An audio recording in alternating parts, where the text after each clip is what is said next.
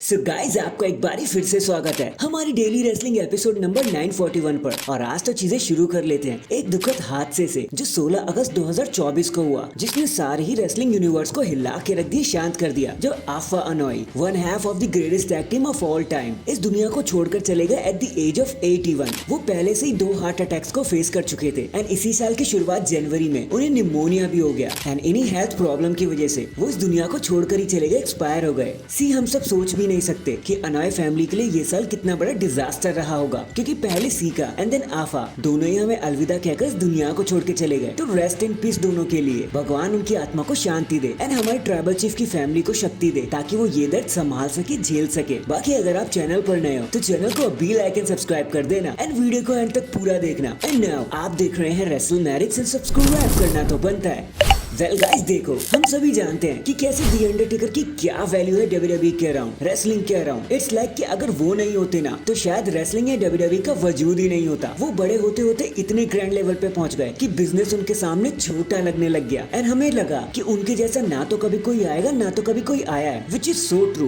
But पता नहीं अचानक से एक चीज मार्केट में बहुत बूम करने लगी है कि हमारी the Damien priest, the former world champion, the Undertaker जैसे लगते हैं। उनका पर्सोना, उनका लुक बिल्कुल अंडरटेकर जैसा ही है। एंड एक वीडियो जहां पर डेमियन एंड अंडरटेकर एक साथ मिल रहे हैं ना, वो यूट्यूब पर अवेलेबल है, आप उसका कमेंट सेक्शन जाके चेक कर सकते हो। तो वहां पे कुछ फैंस ने ऐसा कमेंट कर रखा है कि अंडरटेकर खुद ही अंडरटेकर से मिल रहे हैं, जो डेमियन प्रीस्ट के लिए बहुत बड़ी बात है। एंड हम ही नहीं, बहुत से एक्सपर्ट का भी यही मानना है। बट आप इस बारे में क्या सोचते हो कि ये कंपैरिजन वेस्ट है या फिर इसमें कुछ सच्चाई भी है? कमेंट करके जरूर बताना। मैं सबसे बेस्ट कमेंट को पिन जरूर कर दूंगा ताकि सबको सच्चाई पता चल सके। तो hashtag Damian and the Undertaker. Next, जब से जॉन सीना ने अपने रिटायरमेंट को घोषित किया है ना, तब से हर कोई बस उन्हीं के बारे में तो बातें कर रहा है कि ऐसा हो जाएगा वैसा हो जाएगा। लेकिन वो अकेले पर्सन थोड़ी ना है जो रिटायरमेंट की बात करते आए हैं। क्योंकि अभी एक इंटरव्यू देते हुए द वाइपर रैंडी ऑर्टन बोल पड़े कि ऑफ कोर्स मेरी एज 44 हो चुकी है और मैंने जो कॉन्ट्रैक्ट साइन किया है ना, वो मुझे एज 50 तक रेसल करने की परमिशन देता है। लेकिन तब तक मैं काफी बूढ़ा हो चुका हूँ। एंड सी, अगर आप 5-6 साल पहले पूछते ना तो शायद मेरा जवाब कुछ अलग होता। लेकिन अगर आज आप मुझसे पूछोगे तो हाँ यार, मैं अपना रिटायरमेंट करना चाहूंगा और मैं चाहूंगा कि मेरा रिटायरमेंट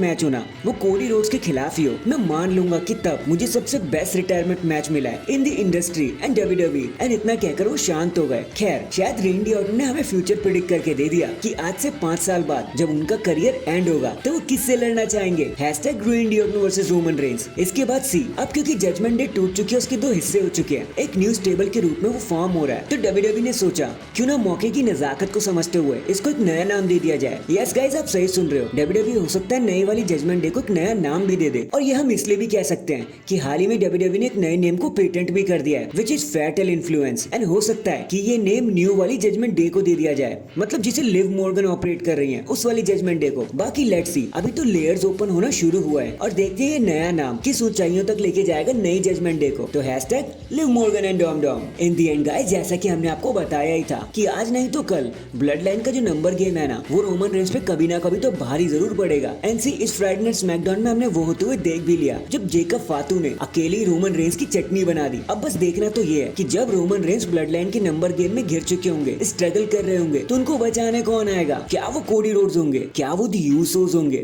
क्या वो द रॉक होंगे, या फिर वो होंगे रोमन रेंस के worst enemy the beast Brock Lesnar. इसलिए कहता हूँ चैनल को लाइक एंड सब्सक्राइब कर दिया करो भाई, ऐसी न्यूज थोड़ी ना आप मिस कर पाओगे। तो hashtag the blood line saga. So that is it guys, अभी के लिए तो बस इतना ही। आप मुझे बताना, अगर ब्लड लाइन रोमन पर भारी पड़ रही है तो रोमन को सबसे पहले किसको आके बचाना चाहिए? कमेंट करके जरूर बताना। एंड अगर चैनल पर नए हैं तो चैनल को अभी लाइक एंड सब्सक्राइब कर दो। बाकी मैं मिलता हूँ आपसे किसी और अपडेट के साथ, तब तक के लिए अपना ख्याल रखें और खुश रहें।